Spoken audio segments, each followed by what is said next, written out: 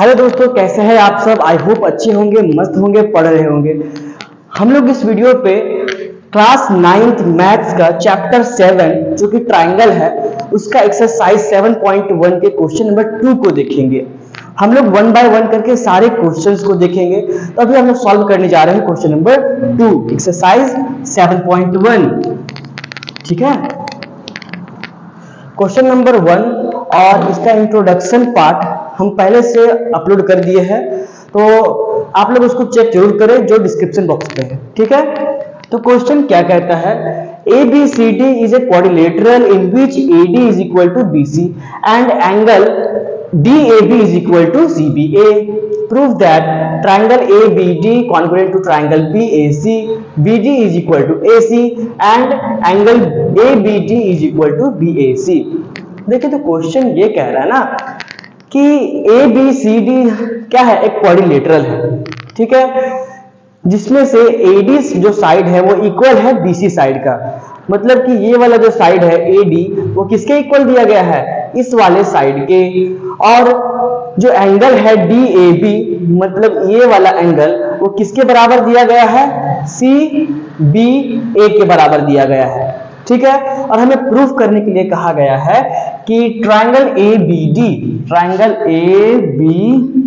मतलब ये वाला ट्रायंगल को और BAC ये वाला ट्रायंगल को, ये दोनों ट्रायंगल को कॉन्ग्रुएंट प्रूव करना है।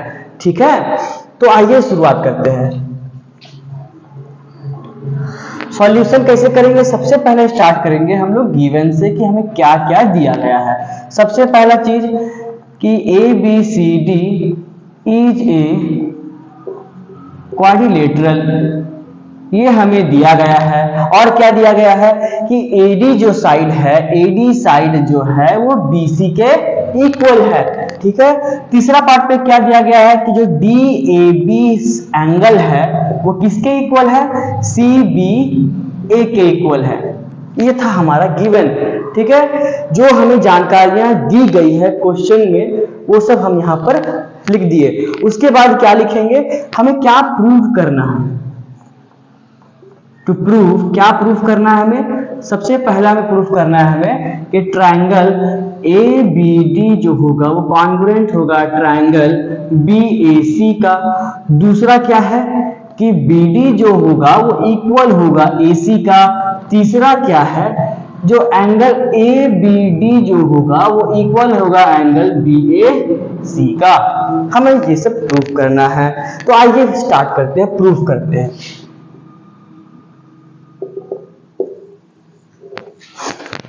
ठीक है, तो कौन दो ट्रायंगल लेना है, देखिए एक ये वाला ट्रायंगल लेना है। देखिए मैं इसको यहां ड्रॉ करके दिखा दे रहा हूं। एक ट्रायंगल कुछ इस प्रकार है, दूसरा ट्रायंगल कुछ इस प्रकार है। एक सेकेंड, इसको ब्लैक मार्कर से डिनोट करते हैं। दूसरा ट्रायंगल कुछ इस प्रकार है।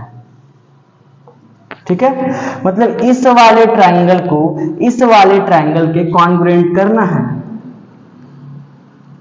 ठीक है, तो कैसे करेंगे, तो आइए देखते हैं। सबसे पहले तो हमें यही दिया गया है, सबसे पहले लिख लेते हैं in triangle ABD and triangle BAC। सबसे पहले हमारा दिया गया है कि जो AD साइड है वो BC के इक्वल है, जो कि हमें गिवन है, जो दिया गया है। ठीक है, दूसरा क्या बात है, दूसरा ये बात है कि जो DAB एंगल है हमारा वो भी इक्वल दिया गया है CBA के, ये भी दिया गया, इसलिए इसका रीजन लिख दिए गिवन।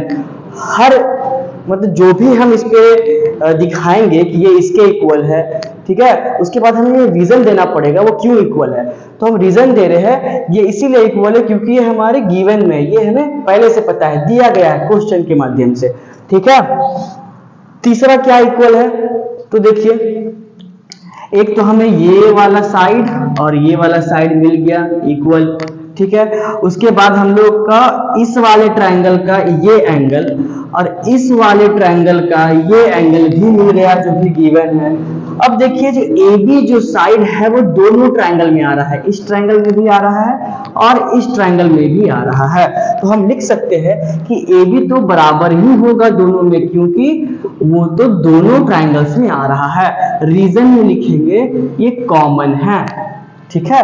अब लिख सकते हैं देयरफॉर जो हमारा ट्राइंगल है, ट्राइंगल ABD, वो कॉन्ग्रुएंट हो जाएगा ट्राइंगल BAC का, ठीक है। ये कॉन्ग्रुएंट हो गया, लेकिन कौन से क्राइटेरिया से हुआ, ठीक है, क्योंकि क्राइटेरिया तो 5 है। अब कौन से क्राइटेरिया से ये कॉन्ग्रुएंट हुआ, तो देखिए यहाँ पर एक साइड मिल गया हमें, ठीक है, एक साइड मिल गया जो इक्वल है, उसके बाद एक एंगल मिल गया जो कि इक्वल है, उसके बाद फिर एक साइड मिल गया जो कि इक्वल है। मतलब कि एक साइड, एक एंगल, फिर एक साइड। तो हम यहाँ कह सकते हैं कि ये साइड एंगल साइड से कॉन्ग्रुएंट होगा, ठीक है। ये था पहला पार्ट का, ठीक है। अब दूसरे पार्ट पे आते हैं।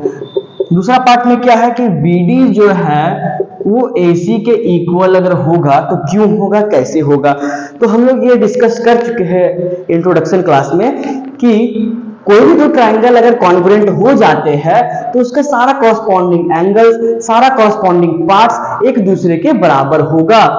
तो इस ट्राइंगल पे देखिए, इस ट्राइंगल पे जो BD है वो इस वाले ट्रायंगल का थर्ड साइड है, और जो AC है वो इस वाले ट्रायंगल का थर्ड साइड है। मतलब कह सकते हैं कि BD जो होगा वो AC के बराबर होगा। क्यों?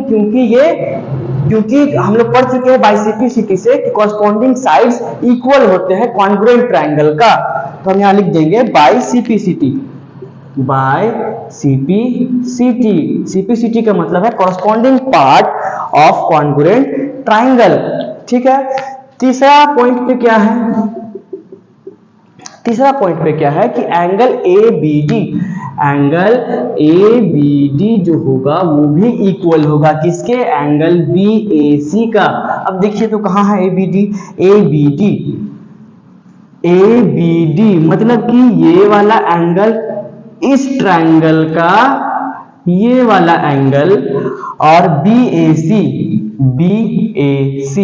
और इस वाले ट्रायंगल का ये वाला एंगल भी एक दूसरे के बराबर होगा क्योंकि ये कॉरस्पॉन्डिंग एंगल्स है, ठीक है। तो कॉरस्पॉन्डिंग एंगल्स है इसलिए ये एक दूसरे के बराबर होंगे बाय CP/CT, क्योंकि कॉन्ग्रुएंट ट्रायंगल में, ये तो हम तो प्रूफ कर दिए ना कि ये वाला ट्रायंगल इस ट्रायंगल का कॉन्ग्रुएंट है, मतलब कि बराबर है एक दूसरे के। तो बराबर है तो कैसे बराबर है, उसका सारा साइड्स बराबर होगा, सारा एंगल्स बराबर होगा, तब तो वो बराबर होगा एक दूसरे का, तब तो वो इक्वल होंगे एक दूसरे के। इसीलिए अगर हम प्रूफ कर दिए कि वो कॉन्ग्रुएंट है, इसका मतलब सारा पार्ट्स, सारा साइड, सारा एंगल्स क्या है, इक्वल है। तो हम लिख सकते हैं कि ये वाला साइड्स भी इक्वल है, ये वाला एंगल भी इक्वल है बाय CP/CT। आई होप ये क्वेश्चन आपको समझ आया होगा। Thank you.